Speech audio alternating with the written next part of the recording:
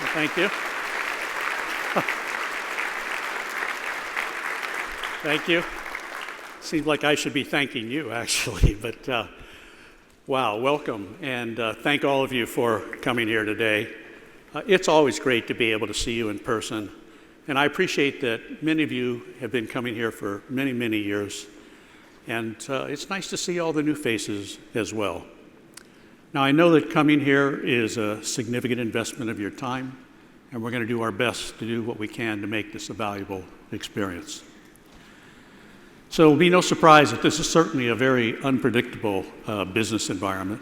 Fortunately, it's not impacted us, and the economy's strong. Of course, who knows what's going to happen.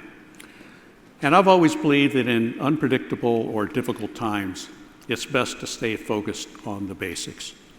And that's to stay focused on our client success, be responsive to your needs, and build exciting technology that's of value to you.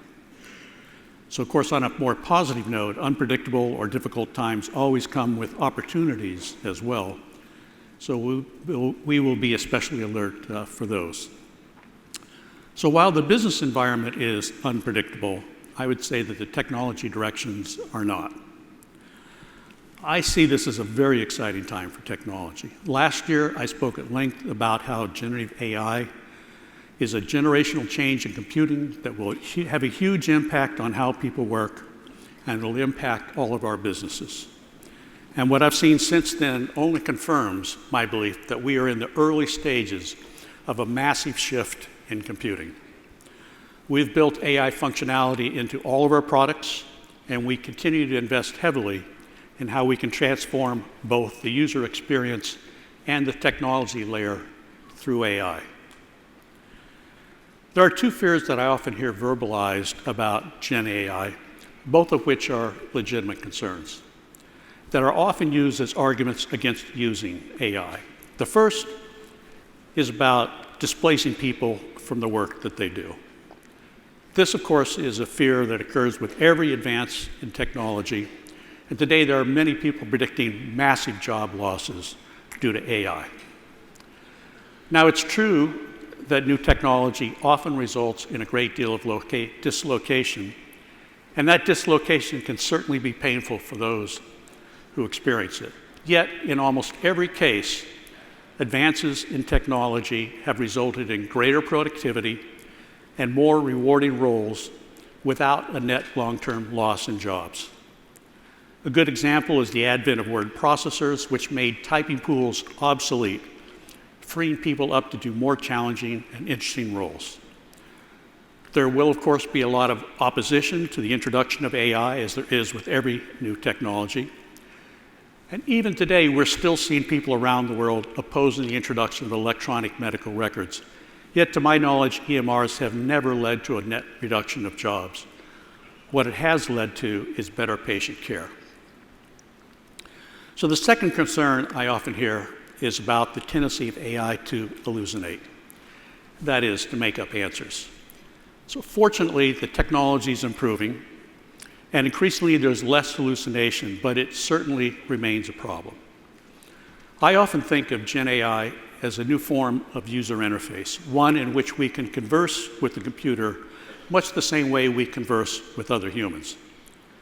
Of course, what humans say is not always correct, and neither is Gen AI. Just as you may wish to check what someone tells you, so you may want to check what you hear from AI. Which is why we advocate that anytime you use Gen AI to generate an answer or summarize data, you include links to the source material for the relevant components of each answer.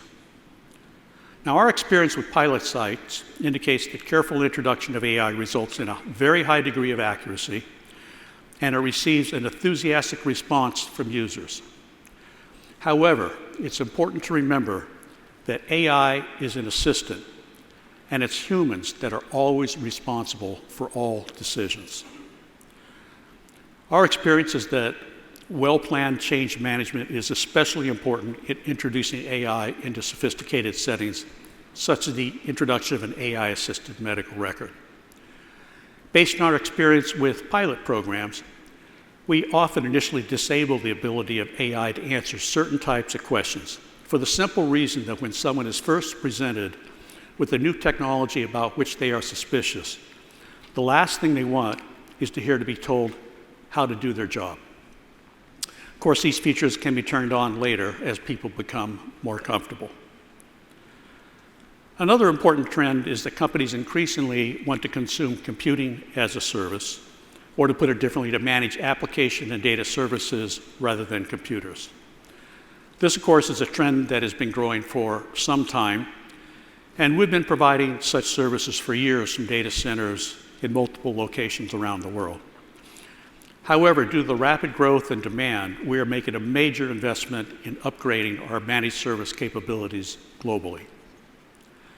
So for me, these are really exciting times as changing paradigms create an opportunity for us to evolve and grow and really rethink our business, which we are. I would be remiss if I didn't say something about culture. After all, it is our values and our culture that sustain us long term and have allowed us to grow and thrive for 47 years. And we expect to last at least another 47 years. The essence of who we are is this: a creative technology partner with a passion for excellence and client success. So how do you sustain this long term? You sustain innovation and client focus through culture.